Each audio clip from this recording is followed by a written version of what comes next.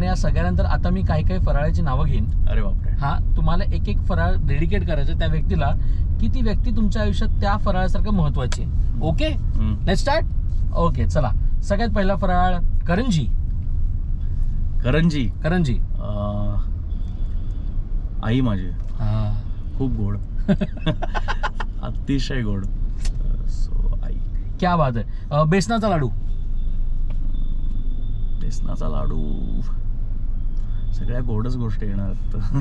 माझा खूप आवडता लाडू आहे, राईट. त्यामुळे मी असं एका व्यक्तीचं नाव घेतलं तर प्रॉब्लेम होईल. ते मी स्वतःच खाईन. तर मी स्वतःच काय. ओके, नेक्स्ट चकली. कुरकुरीत चकली. चकली मृणाल देशपांडे. हा, क्या बात. कारण ती काय काय वेळेला खूप धारधार वागते.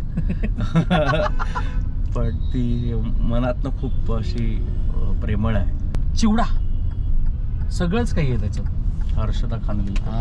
हर्षदा खानविलकरला खरं तर सगळ्याच फराळांची नावं त्यांनाच द्यायला पाहिजे, कारण she is that important to me. पण हर्षदा ताई चिवडा एवढ्यासाठी, कारण ॲज यू सेड की त्यात सगळंच आहे. प्रेम आहे, जिथे गरजेचं आहे तिथे स्ट्रिक्ट होणं आहे.